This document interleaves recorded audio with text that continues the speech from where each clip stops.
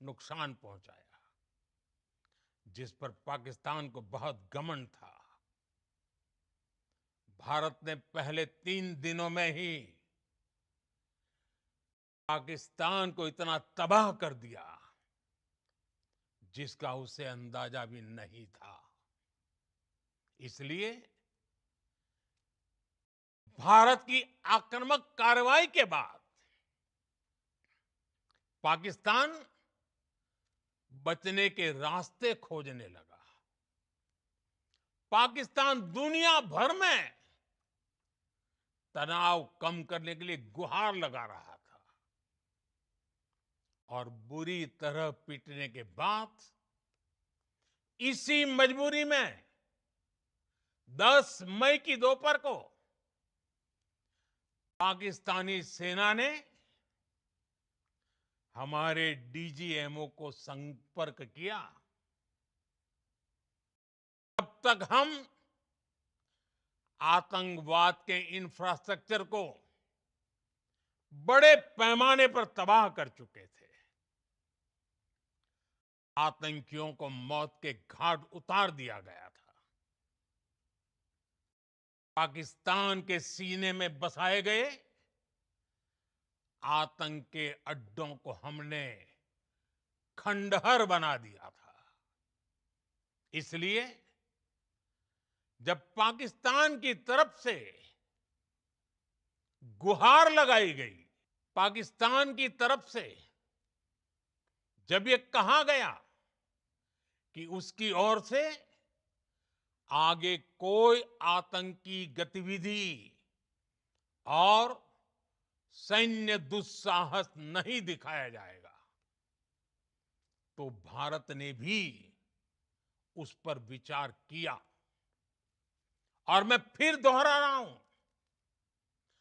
हमने पाकिस्तान के आतंकी और सैन्य ठिकानों पर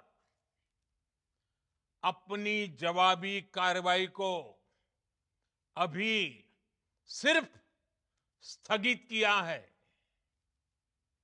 आने वाले दिनों में हम पाकिस्तान के हर कदम को इस कसौटी पर मापेंगे कि वो क्या रवैया अपनाता है। साथियों, भारत की तीनों सेनाएं, हमारी एयरफोर्स, हमारी आर्मी और हमारी नेवी, हमारी border security force BSF, Bharat के अर्धसैनिक बल लगातार अलर्ट पर है। सर्जिकल स्ट्राइक और एयर स्ट्राइक के बाद अब ऑपरेशन सिंदूर आतंक के खिलाफ भारत की नीति है।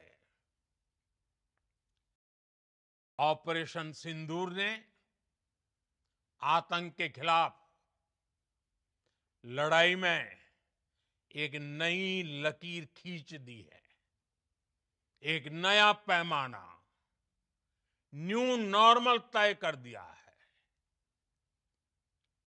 पहला, भारत पर आतंकी हमला हुआ तो मुंह तोड़ जवाब दिया जाएगा।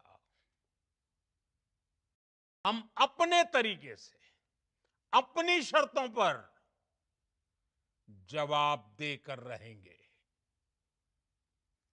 हर उस जगह जाकर कठोर कार्रवाई करेंगे जहां से आतंक की जड़ें निकलती हैं। दूसरा, कोई भी न्यूक्लियर ब्लैकमेल भारत नहीं सहेगा।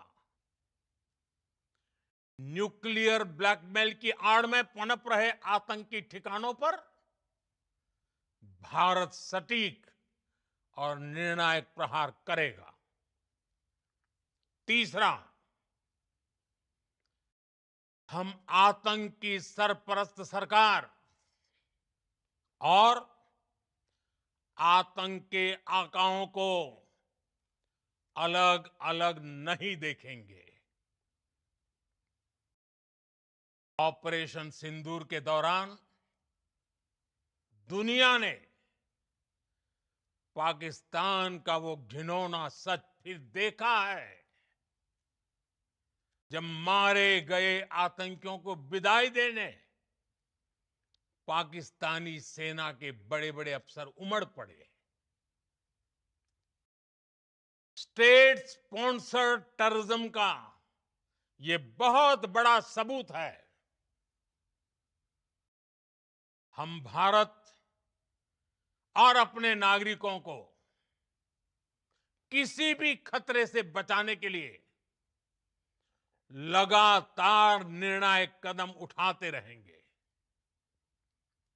साथियों, युद्ध के मैदान पर हमने हर बार पाकिस्तान को धूल चटाई है और इस बार ऑपरेशन सिंदूर ने नया आयाम जोड़ा है।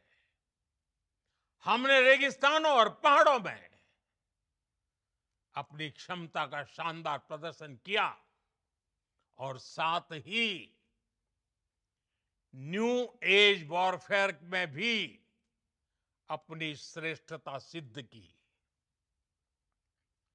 इस ऑपरेशन के दौरान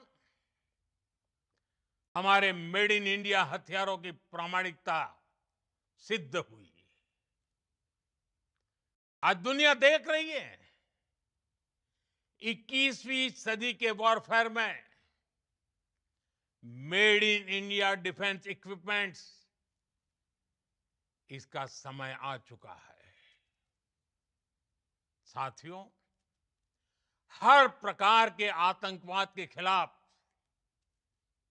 हम सभी का एकजुट रहना, हमारी एकता हमारी सबसे बड़ी शक्ति है। निश्चित तौर पर ये युग युद्ध का नहीं है, लेकिन ये युग आतंकवाद का भी नहीं है। टेररिज्म के खिलाफ जीरो टॉलरेंस, ये एक बेहतर दुनिया की गारंटी है। साथियों, पाकिस्तानी फौज, पाकिस्तान की सरकार जिस तरह आतंकवाद को खाद पानी दे रहे हैं, वो एक दिन पाकिस्तान को ही समाप्त कर देगा। पाकिस्तान को अगर बचना है तो उसे अपने टेरर इंफ्रास्ट्रक्चर का सफाया करना ही होगा। इसके अलावा शांति का कोई रास्ता नहीं है। भारत का मत एकदम स्पष्ट है। टेरर और टॉक एक साथ नहीं हो सकते। टेरर और ट्रेड एक साथ नहीं चल सकते और पानी और खून भी एक साथ नहीं बह सकता। मैं आज विश्व समुदाय को भी कहूंगा, हमारी घोषित नीति रही है, अगर पाकिस्तान से बात होगी तो टेररिज्म पर ही होगी। अगर पाकिस्तान से बात होगी तो पाक ऑक्युपाइड कश्मीर पीओके उस पर ही होगी। प्रिय देशवासियों, आज बुद्ध पूर्णिमा है। भगवान बुद्ध ने हमें शांति का रास्ता दिखाया है। शांति का मार्ग भी शक्ति से होकर जाता है। मानवता शांति और समृद्धि की तरफ बढ़े, हर भारतीय शांति से जी सके, विकसित भारत के सपने को पूरा कर सके, इसके लिए भारत का शक्तिशाली होना बहुत जरूरी है। और आवश्यकता पड़ने पर इस शक्ति का इस्तेमाल भी जरूरी है। और पिछले कुछ दिनों में भारत ने यही किया है। मैं एक बार फिर भारत की सेना और सशस्त्र बलों को सैल्यूट करता हूं। हम भारतवासी के हौसले, हर भारतवासी का एकजुटता का शपथ, संकल्प, मैं उसे नमन करता हूं। बहुत बहुत धन्यवाद। भारत माता की जय। भारत माता की जय। भारत माता की जय।